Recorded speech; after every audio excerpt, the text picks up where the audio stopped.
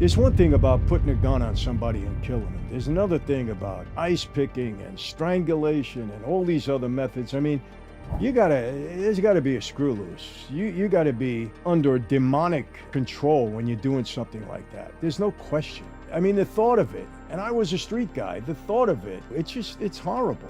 There's gotta be something wrong with you when you're killing people in that regard. Like I said, it's one thing to put a gun in somebody's head, fire and get the hell out of there. But it's another thing to do the kind of things that I'm describing here. There's something wrong with you. I don't care who you are. This is sickening stuff. It even gets me sick, and it should get everybody else sick.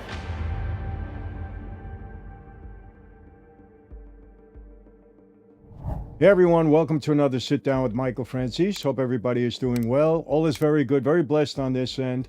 As always, my friends, I give all the praise, honor, glory, and thanksgiving to our God for that. You know, I've been asked so many times, I can't even think about how many times. It's happened so often. People ask me, Michael, who is the most dangerous guy that you know? Who are you the most fearful of in your life? So today, I'm going to tell you who I believe are the 5 most, maybe dangerous, let's use the word dangerous guys in that life that I'm aware of. Some of them I knew.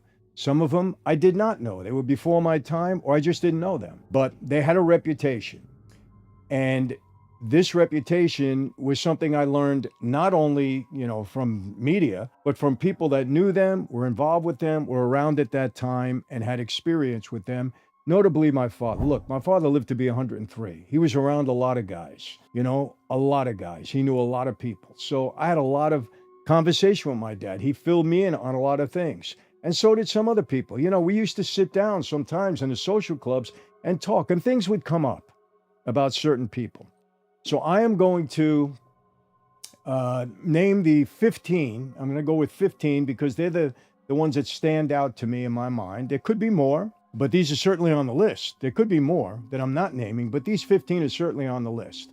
So I'm going to talk about it, give you a list. They're not in any particular order. I'm just going to give you the list and tell you who I believe is who. These are people that you know of, okay? I'm sure. All right, let's go to number 1, Anthony Center.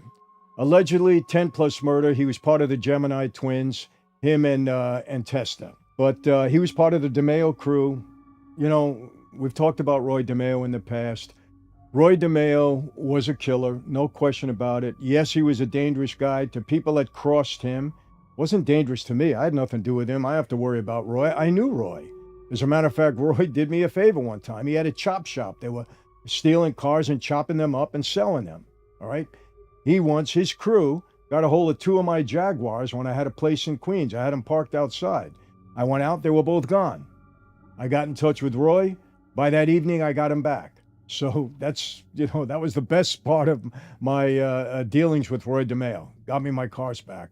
But his crew was the one that stole them. My friends, you may not have heard, but I now have a wine branded in my name. Franzese wine. I'm very proud of it. It comes from the world's first vineyards. We have alcoholic wine and non-alcoholic wine, several varieties, fruit varieties. You're going to love it. Different than anywhere you've ever tasted before. So enjoy this with your friends. Go to franzesewine.com. An offer you shouldn't refuse, but a taste you're going to love.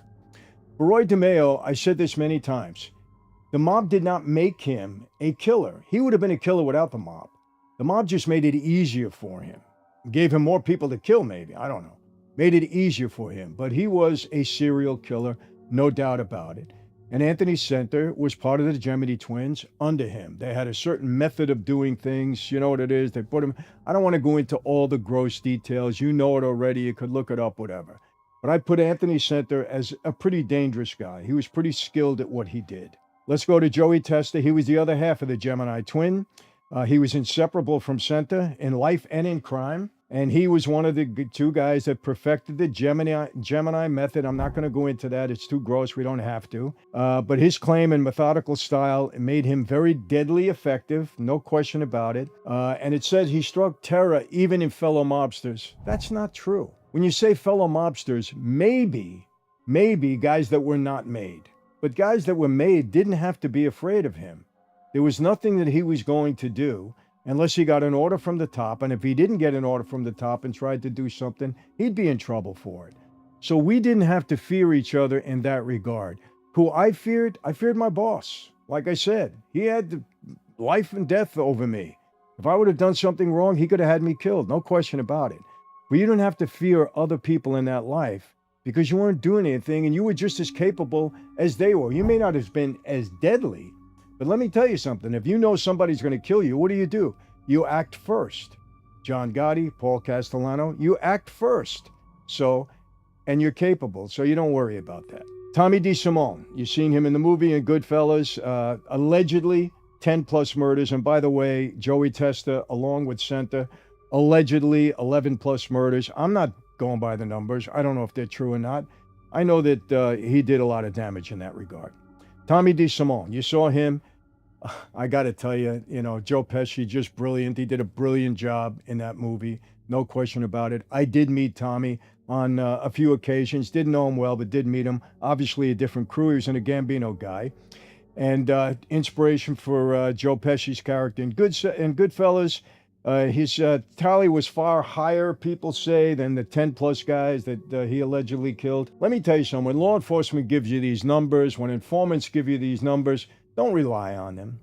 They always try to exaggerate or, don't embellish.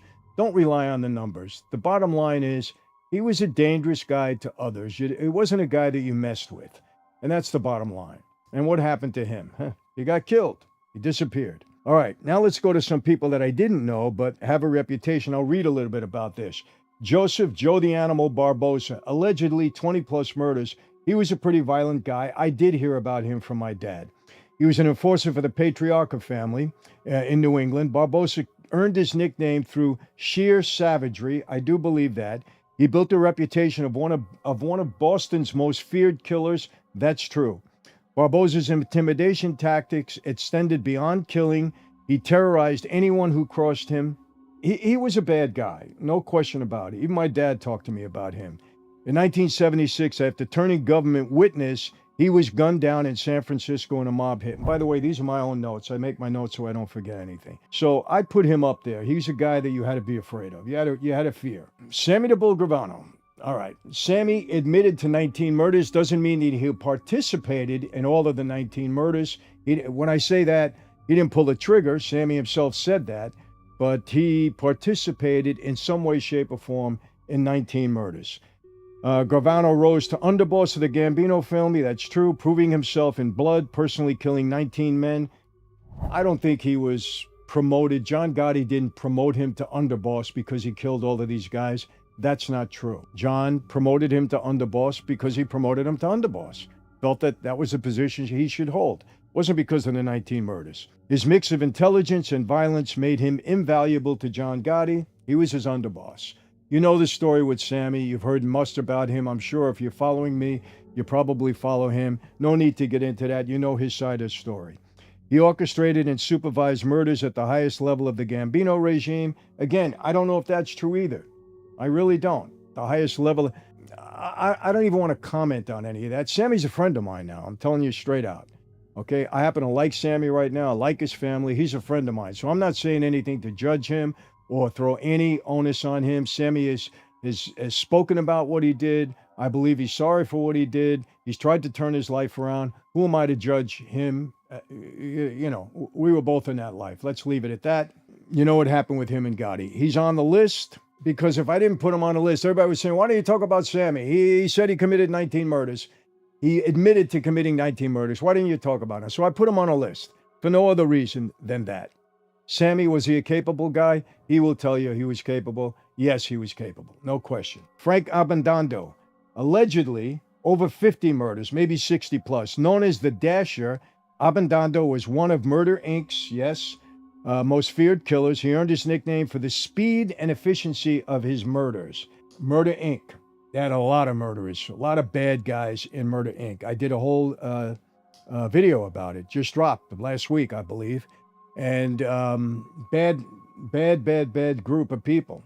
They were the hired organization for Lucky Luciano and the syndicate, and they did at least over 400 or 500 contract killings. People say as many as 1,000, and I think that number could be true. I heard it from other people. It was a high number. So he was one of them. Law enforcement later linked him to more than 60 killings, making him one of the syndicate's most active executioners. He was convicted and executed in the electric chair in 1942, and that ended his career. You know, when Abe Kid Twist Reles became an informant for Dewey, who became the governor, he was a prosecutor at the time, Reles implicated a lot of guys. A lot of guys became informants. It happens all the time. You know, when they get pressure, they become informants, and they start implicating everybody. A lot of guys were, a lot of the executioners in Murder, Inc., and there were a few of them. We'll get into a couple more. A lot of them, you know, were sentenced to either life in prison or death, electric chair. Let's keep going. Abe Kid Twist Reles, 11 plus murders, but he was tied to 85 through his own testimony. He said he killed as much as 85, 90, 100 murders. A Murder, Inc. hitman, Reles specialized in strangulation and ice pick killings. Bad stuff. He confessed to numerous murders and implicated dozens of others. Reles was a key government witness, helping bring down Murder, Inc. by detailing 85-plus mob killings. In 1941, he mysteriously fell from a hotel window while he was under police guard. Did he fall? Did the mob get to the cops in the room? Something happened. Somebody was able to come in there. I don't think he fell out a window, my opinion. But he's the guy that really busted up Murder, Inc. And it was Dewey, the prosecutor, that really came down on them. And you know the story. I'm not going to be redundant, but go back and look at my video. It's only a couple of days ago. All right, number 8, Happy Maione, 20-plus murders. Maione, another Murder, Inc. guy. He was a killer. He was known for his brutality and loyalty to the syndicate. He participated in numerous contract hits across New York. He favored gruesome methods, often stabbing or beating victims before finishing them off. Like many of his peers, Maione was eventually convicted and executed in the electric chair in 1942. Brutal stuff. All Murder, Inc. They were a bad organization. Harry Pittsburgh Phil Strauss, 100-plus murders. Again, he was Murder Incorporated's most prolific executioner. He was credited with more than 100 murders. His adaptability made him deadly with ice picks, guns, strangulation, or even fire. Let me tell you, there's one thing about putting a gun on somebody and killing them. There's another thing about ice picking and strangulation and all these other methods. I mean, there's got to be a screw loose. You got to be under demonic control when you're doing something like that. There's no question. Take it from me, people. It's ugly. And to want to labor like that, I mean, the thought of it, and I was a street guy, the thought of it, like many of you, I hope, get the same feeling as I do. It's horrible. There's got to be something wrong with you when you're killing people in that regard. Like I said, it's one thing to put a gun in somebody's head, fire and get the hell out of there. But it's another thing to do the kind of things that I'm describing here. There's something wrong with you. I don't care who you are.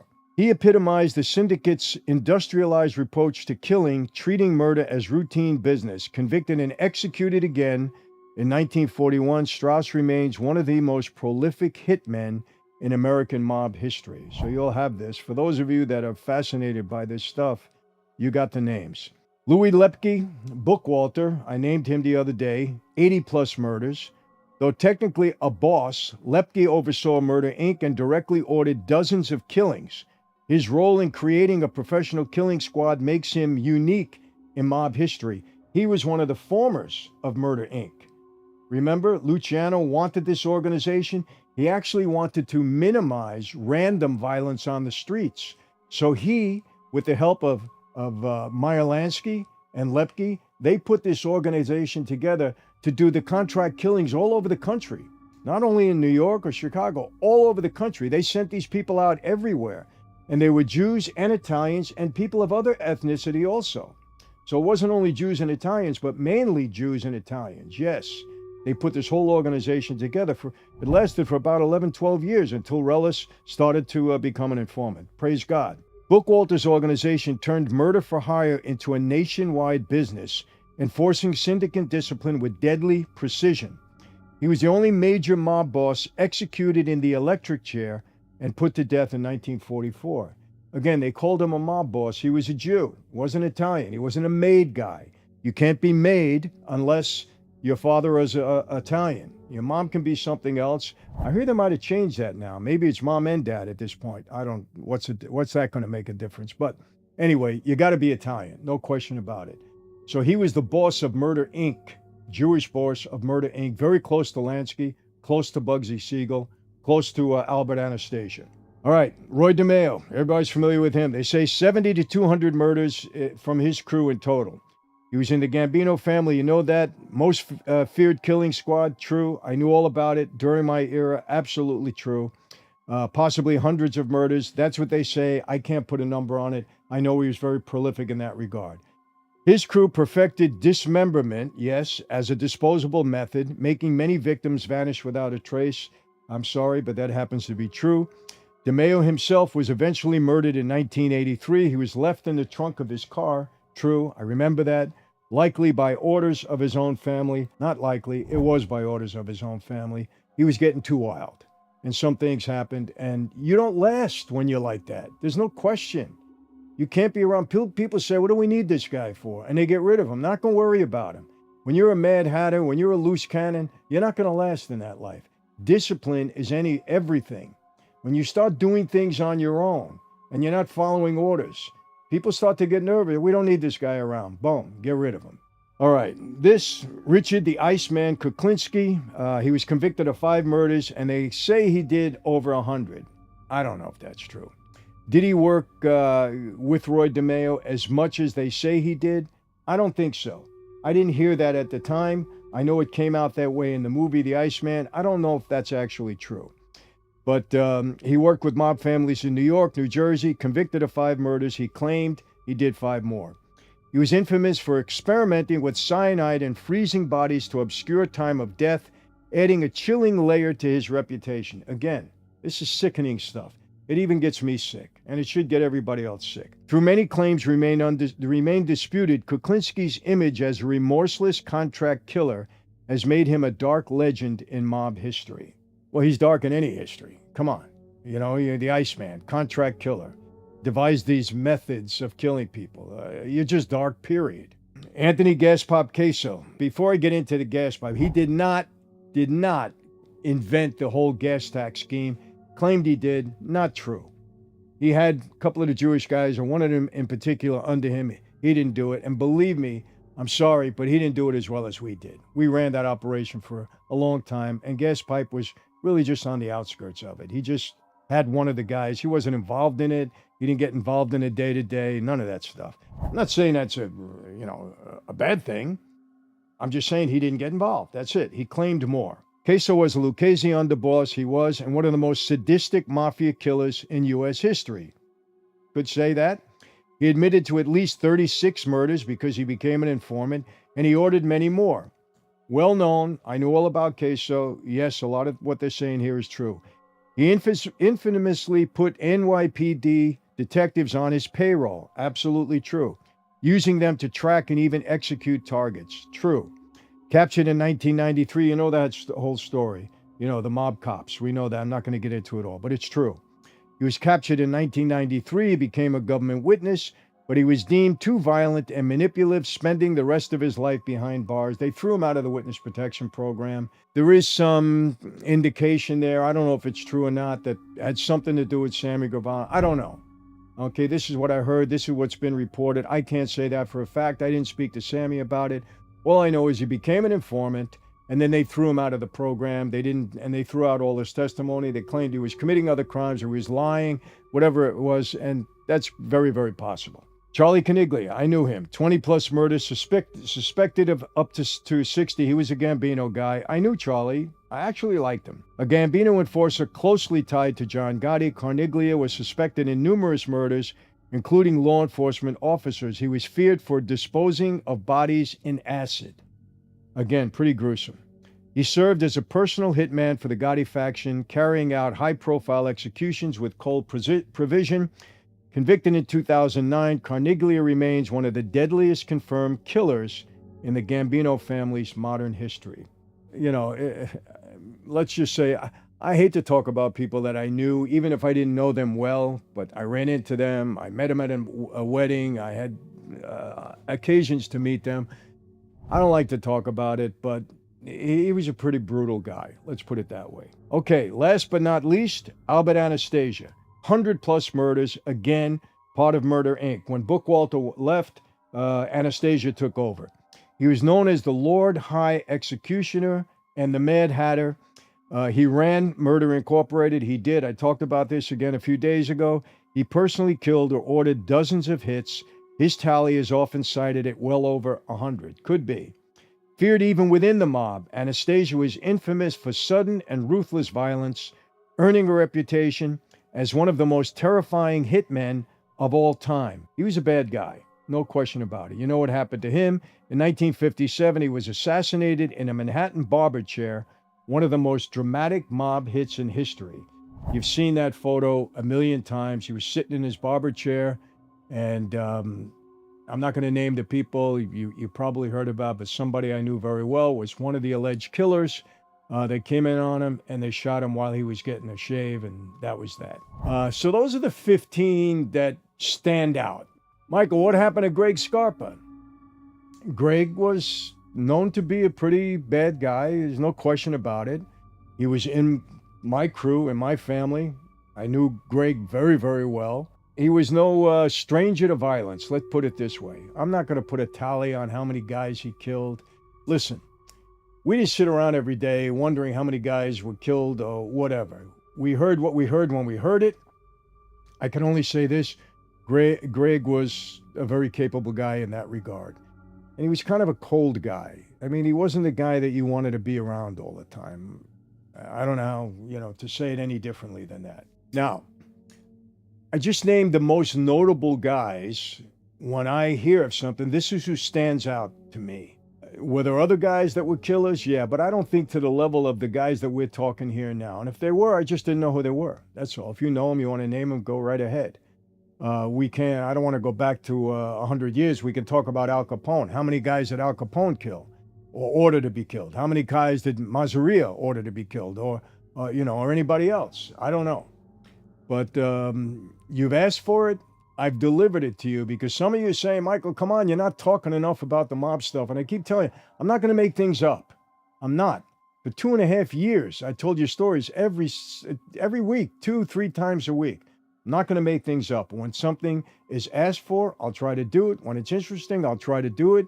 Next up, too, I'm going to talk about Tulsa King, a great show that I think I want to review. Stallone's doing a great job. I'm going to give you my views on it, and I think you're going to enjoy it. If you haven't watched it, watch it. It's on Paramount Plus. Great stuff.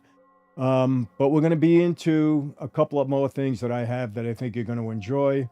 And like I said, as things come up, I will let you know about them. So, but let me hear what you have to say. Again, I don't want this to be taken the wrong way. I'm not trying to justify mob killings. I'm not going to justify any of these guys, especially the ones that were so brutal and so demonic in their methodology. Like I said, it's one thing to shoot somebody in the head and get away, or get rid of the body. It's another thing to brutally stab the guy, strangle the guy, put acid on, all this other stuff. And listen, the FBI says my father killed 30 to 40 people. I don't know that that's true. My dad never sat down with me and said, Mike, this is who I killed. I'm going to be honest with you. One day he said, I killed a lot of guys. He did tell me that. I never asked him. My dad told me one time, and I never forget it. He says, Mike, son, if you and I went out and did something wrong, especially if it was a murder, and did it, he said 2 seconds after it happened, if you asked me about it, I'd say, what are you talking about? There's no reason to ever talk about it again. That's how my father lived his life. That's what he taught me. So I don't know that he killed all those people. I don't know. I know that my father was very capable. That much I'll tell you. He had that reputation as an enforcer, whatever you want to call him. But let me get back to my question. Murder is murder. For all of us Christians out there, there's nothing in the Bible that says you're justified in committing a murder. The only justified murder that I know of was when, and it didn't even happen, was when God ordered Abraham to sacrifice his son Isaac. And Abraham was going to do it, but that was ordered by God. And of course, that was just a test to Abraham. God stopped it. That didn't happen. But other than that, and I could be wrong, some people can say, Michael, you're missing this Old Testament. I mean, look, Moses killed somebody and was disobedient, and God rebuked him and punished him for it. So there is no justification, according to God, in committing a murder. according to scripture, in committing a murder. One of the 10 commandments, thou shalt not kill. It doesn't have an addendum to it that says, oh, but if it's a self-defense, it's okay. Oh, but if you're in war, it's okay. Oh, if whatever, it's okay. It doesn't say that. So how are we going to be judged? We're going to be judged by our hearts. We're going to be judged by our asking for forgiveness. Remember that. So I'm not doing anything to try to justify what the mob did because we only killed our own. I'm not doing that. I just want to know what your feeling is on that. Why are people so fascinated with murder? And I want to ask you, when a soldier comes back from the war, do you ask him how many guys he's killed? But he's murdered. That was his job. Yes, he's defending his country, but it's murder. Murder is murder is murder. Me, I'm in agreement that there's justifiable murder. That's my take on it. That's my position on it. God will judge my heart with respect to that also. But comment, let me know how you feel. It's important. I think this is an important subject. And let me tell you something, there's a lot of random stuff that's going on today it's just horrible. It really is. That's the bottom line. Hope you enjoyed this. My friends, how do I always leave you? Same way, never going to change. Be safe. Every single day, we're hearing about somebody getting killed. Every single day. So you got to be safe. Beware of your surroundings. Be healthy. Don't have to get into that. I preach it all the time. And yes, God bless each and every one of you. Neighborhoods, communities, families, loved ones. God bless this country. God bless our world. Yes, I'll see you next time. Take care. And my friends, before I go, I want to remind you, Franzese Wine, I now have a wine branded in my name from the world's oldest vineyards. We have alcoholic wine, of course, non-alcoholic wine, huge seller now. And the taste is terrific, my friends. Really, you're going to enjoy this. Family atmosphere, wherever you want. It's wonderful wine. You're going to enjoy the taste. You're going to love it. I guarantee it. So go to franzesewine.com before we sell out because it's moving fast. That's an offer, once again, you can't refuse with a taste you're going to love.